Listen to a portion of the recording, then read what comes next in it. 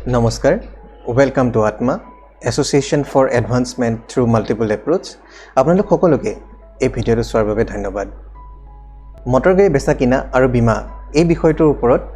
ইতিমধ্যে আমি এটা খণ্ড সম্প্ৰচাৰিত কৰিছোঁ আৰু সেই খণ্ডটোত এখন নতুন গাড়ী কিনাৰ সময়ত আমি যেটো ইনস্যুৰেন্স পলিচি লগত কিনো সেই ইনস্যুৰেন্স পলিচিটোৰ বিষয়ে কেইটামান দৰকাৰী কথা আমি আলোচনা কৰিছিলোঁ আৰু ইয়াৰ লগতে ভগৱানে নকৰক যদি এখন গাড়ী এক্সিডেন্ট সন্মুখীন হ'ব লগা হয় তেলে এক্সিডেন্টৰ পিছত কি কৰা উচিত আৰু কি কৰা অনুচিত এই বিষয়েও আমি কেইটামান দিশ আলোচনা কৰিছিলোঁ গতিকে আপুনি যদি এই ভিডিঅ'টো প্ৰথমবাৰৰ বাবে চাইছে তেতিয়াহ'লে ইয়াৰ আগৰ ভিডিঅ'টো প্ৰথমতে চাই লওক আজি আমি এখন ব্যৱহৃত গাড়ী বেচা কিনাৰ ক্ষেত্ৰত ল'বলগীয়া সাৱধানতা আৰু ইয়াৰ লগত জড়িত ইনস্যুৰেন্স পলিচিটোত কিবা সালসলনি ঘটে নেকি এই দুইটা বিষয়ে আমি আজিৰ ভিডিঅ'টোত আলোচনা কৰিম গতিকে প্ৰথম কথা হ'ল যদি আপুনি এজন বিক্ৰেতা আপোনাৰ ওচৰত এখন গাড়ী আছে আপুনি বেচিব বিচাৰিছে তেতিয়াহ'লে প্ৰথম কথা আপুনি লক্ষ্য কৰিব যে যেতিয়ালৈকে আপোনাৰ আৰচি খনত ক্ৰেতাৰ নামটো ট্ৰান্সফাৰ নহয় তেতিয়ালৈকে আপোনাৰ ওনাৰশ্বিপটো কেতিয়াও ট্ৰান্সফাৰ নহয় আৰু এই কথাটো মই অনাৰেবল সুপ্ৰিম কোৰ্টৰ 1.5 মাহৰ আগৰ এটা জাজমেন্ট আৰু ইয়াৰ আগৰ কিছুমান জাজমেন্টৰ ওপৰত ভিত্তি কৰি কৈছো জাজমেন্টৰ কপি এটাৰ বাবে আপোনালোকে আমাৰ লগত যোগাযোগ কৰিব পাৰিব আৰু সেইভাবে আপুনি বিভিন্ন এগ্ৰিমেন্ট বা এফিডেভিটত সাইন কৰিলেও আপোনাৰ কেতিয়াও ওনাৰশ্বিপটো ট্ৰান্সফাৰ হৈ নাযায় গতিকে আপুনি যদি গাড়ী এখন বেচিব বিচাৰিছে তেতিয়াহ'লে প্ৰথমতে আৰচিত নামটো ট্ৰান্সফাৰ কৰাৰ দায়িত্বটো আপুনি নিজেই লৈ পেলাই আপুনি নিজেই কামটো শেষ কৰক আৰু যদি এই ক্ষেত্ৰত আপুনি নিজেই পৰা নাই তেতিয়াহ'লে আপুনি এজন লিগেল এক্সপাৰ্টৰ হেল্প লওক আপুনি কেতিয়াও এই কামটোত খৰখেদা নকৰিব নেক্সট বিষয়টো হৈছে যদি আপুনি এজন ক্ৰেতা আপুনি যদি গাড়ীখন কিনিব বিচাৰিছে এখন ব্যৱহৃত গাড়ী কিনিব বিচাৰিছে তেতিয়াহ'লে প্ৰথমতে ইনস্যুৰেন্স পলিচিটোত আপোনাৰ নামটো আনি লওক আৰু নেক্সট কথাটো হৈছে এডনছৰ বিষয়ে আমি ইয়াৰ আগৰ ভিডিঅ'টোত আলোচনা কৰিছো ইয়াৰ ভিতৰত এটা কথা মন ৰাখিব যেতিয়া গাড়ী এখন ট্ৰান্সফাৰ হয় তেতিয়াহ'লে গোটেইকিটা এডনছে কাম নকৰিবও পাৰে গতিকে আপুনি যদি গাড়ী এখন ব্যৱহৃত গাড়ী এখন কিনিছে তেতিয়াহ'লে ইনস্যুৰেন্স কোম্পানীটোৰ লগত আলোচনা কৰি লওক এই এডনছৰ বিষয়ে যে গোটেইকিটা এডনছে কাম কৰি আছে নে নাই আৰু যদি নাই তেতিয়াহ'লে কোনটোৱে কাম কৰি থকা নাই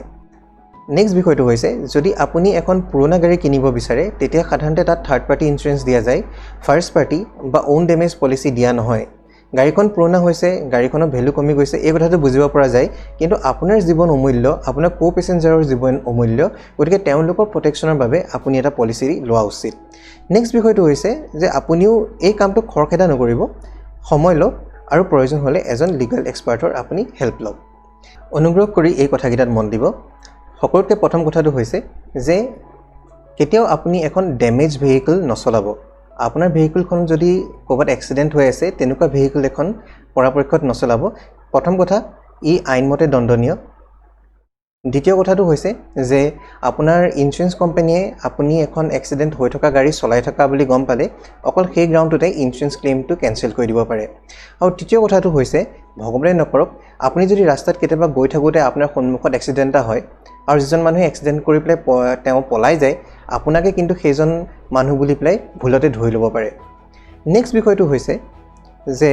ডু নট ড্ৰিংক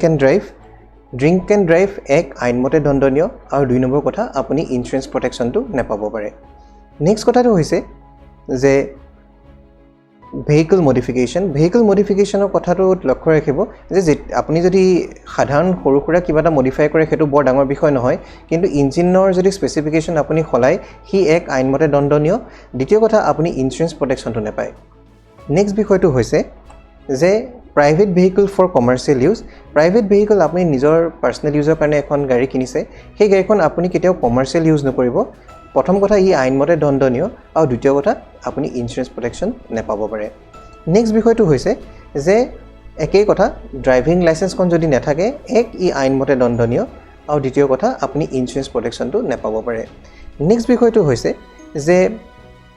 আপুনি যদি এটা ইনস্যুৰেন্স ক্লেইম কৰাৰ সময়ত আপোনাৰ ইনস্যুৰেন্স ক্লেইমটো সেটেল হোৱাৰ আগতেও আপোনাৰ পৰা ইনস্যুৰেন্স কোম্পানীয়ে ফাইনেল সেটেলমেন্ট ফৰ্ম এখনত সাইন কৰি ল'ব পাৰে আপোনাক ইনস্যুৰেন্স ক্লেইমটো সেটেল কৰাই নাই কিন্তু ফাইনেল সেটেলমেন্ট ফৰ্মখনত সহি কৰিব কৈছে তেনেকুৱা ক্ষেত্ৰত আপুনি এই সহিটো নকৰিব কাৰণ এই সহিটো কৰাৰ পিছত তেওঁলোকে যি এমাউণ্টেই দিয়ে সেই এমাউণ্টটো আপুনি মানি ল'বলৈ বাধ্য হ'ব আৰু সেই কাৰণে এনে ক্ষেত্ৰত আপুনি সহিও নকৰিব আৰু প্ৰয়োজন হ'লে এজন লিগেল এক্সপাৰ্টৰ আপুনি হেল্প ল'ব নেক্সট বিষয়টো হৈছে আইন আৰু টাৰ্মছ এণ্ড কণ্ডিশ্যনছখিনি মানি চলিব এইটো পলিচিখন যথেষ্ট ডিটেইল হয় পাৰিলে পলিচিখন গোটেই পলিচিখন এবাৰ ষ্টাডি কৰি ল'বলৈ চেষ্টা কৰিব নেক্সট বিষয়টো হৈছে যে আমি ইঞ্চুৰেঞ্চ কোম্পানীত আমি যেতিয়া ইঞ্চুৰেঞ্চ ক্লেইম এটা কৰোঁ তেতিয়া আমাৰ মনত ভুল ইনফৰমেশ্যন দিবলৈ এটা মন যাব পাৰে এই কামটো নকৰিব কাৰণ ইঞ্চুৰেঞ্চ কোম্পানীয়ে নিজেও এটা ৰিচাৰ্চ কৰে আৰু এই ৰিচাৰ্চত যদি তেওঁলোকে আপুনি ভুলকৈ দিয়া ইনফৰমেশ্যনটো গম পায় তেতিয়াহ'লে অন ডেট গ্ৰাউণ্ড এলোন আপোনাৰ ইঞ্চুৰেঞ্চ পলিচিটো কেঞ্চেল কৰি দিব পাৰে আৰু দৰকাৰ হ'লে সেয়েহে আপুনি এজন ইণ্ডিপেণ্ডেণ্ট এক্সপাৰ্টৰ আপুনি হেল্প লওক যদি ইঞ্চুৰেঞ্চ কোম্পানীত থকা এক্সপাৰ্টসকলে আপোনাক বিচৰা ধৰণে হেল্প কৰিব পৰা নাই এজন ইণ্ডিপেণ্ডেণ্ট এক্সপাৰ্টৰ আপুনি হেল্প লওক গতিকে আজি আমাৰ এই ভিডিঅ'টো চাই কেনে পালে তলত কমেণ্ট কৰি জনাব আমি মটৰ গাড়ী বেচা কিনা আৰু বীমা এই বিষয়ত এই দুটা খণ্ড আমি এতিয়ালৈকে প্ৰকাশ কৰিছোঁ এই দুটা খণ্ডত আমি কেৱল মাত্ৰ কেইটামান গুৰুত্বপূৰ্ণ বিষয়হে আলোচনা কৰিছোঁ আৰু বহুত বিষয় আছে যিখিনি আমি এই ভিডিঅ'টোত আলোচনা কৰা নাই গতিকে আপোনাৰ মনত বহুতখিনি প্ৰশ্ন থাকিব পাৰে আপোনালোকে সেই প্ৰশ্নখিনি আমাক মেইল কৰি পেলাই সুধিব পাৰিব আপোনালোক সকলোকে এই ভিডিঅ'টো চোৱাৰ বাবে ধন্যবাদ থেংক ইউ